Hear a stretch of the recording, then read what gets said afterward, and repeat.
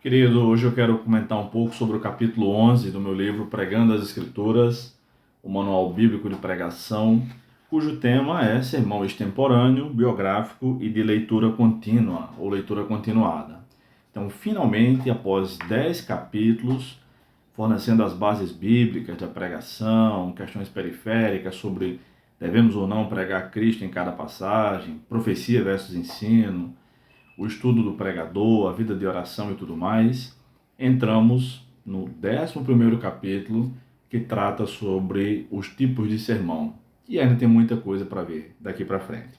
No capítulo 11, então, o foco em 3 tipos de sermão, num capítulo só, porque não precisa de mais outras, não precisou de mais espaço para isso, tá bom?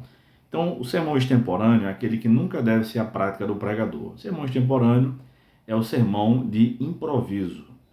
Então, eu já preguei de improviso algumas vezes, por ser chamado em cima da hora para pregar, enfim, por ser dado uma oportunidade de surpresa, mas é claro, então fica evidente que é um sermão de improviso, todo mundo sabe ali que é um sermão de improviso, mas e com isso não se espera que haja tanta organização, tantas citações, enfim, mas com a experiência ao longo dos tempos, como professor, como pregador, enfim, a gente consegue organizar um esboço mental em poucos minutos para entregar alguma mensagem em poucos minutos também, tá? Agora, isso não deve ser a prática de nenhum pregador. Todo pregador, e nem a minha, tá? Nem a minha. Todo pregador deve se organizar para pregar conforme a sua agenda, fazer o seu estudo, preparar seu sermão.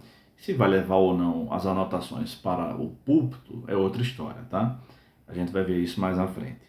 O sermão biográfico eu coloquei aqui nesse capítulo à parte, porque eu considero um tipo de sermão à parte. Muita gente chama o sermão biográfico de sermão bibliográfico, não é isso, gente? Biográfico tem a ver com biografia, tem a ver com a história de alguém, a história de alguma personagem bíblica, tá? Então é um sermão sobre Abraão, um sermão sobre Jesus, e aí o ideal é que não seja somente um, mas uma série, né?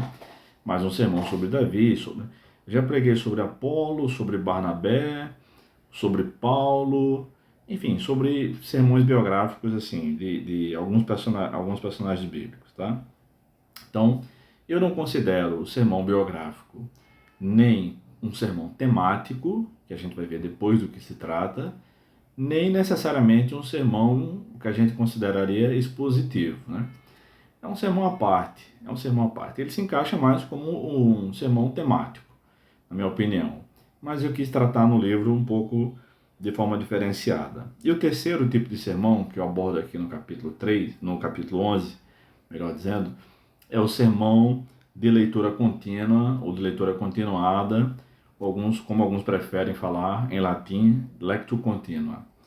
Esse é o tipo de sermão, por exemplo, que João Calvino pregava. Tem um ótimo livro que trata sobre a pregação de João Calvino, do Steve Lawson, A Arte Expositiva de João Calvino. O livro é composto de partes de sermões de Calvino, mas principalmente sobre falas dele em outros títulos, dos seus livros, né?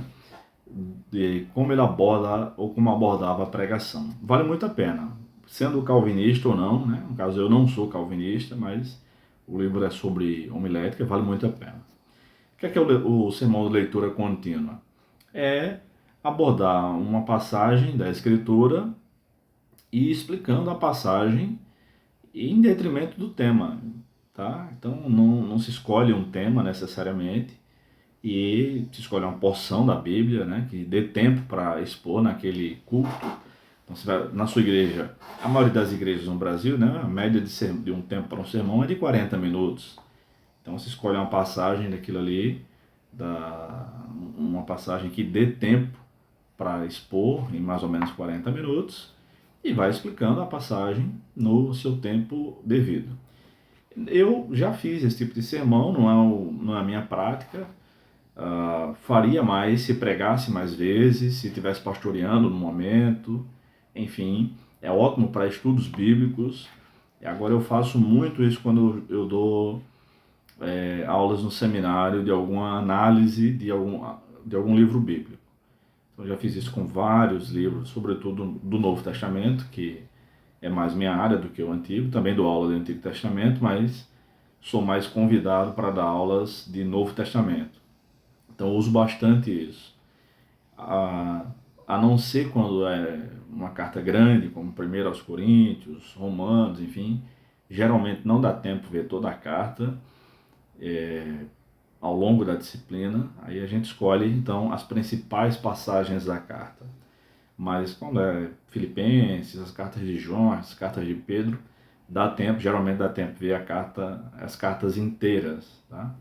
Então a gente estuda passagem a passagem, tá? Parágrafo a parágrafo. Sobre isso eu queria dar um toque para vocês. Não se apeguem à divisão do texto bíblico com capítulos nem versículos, porque os escritores bíblicos não escreveram assim, tá?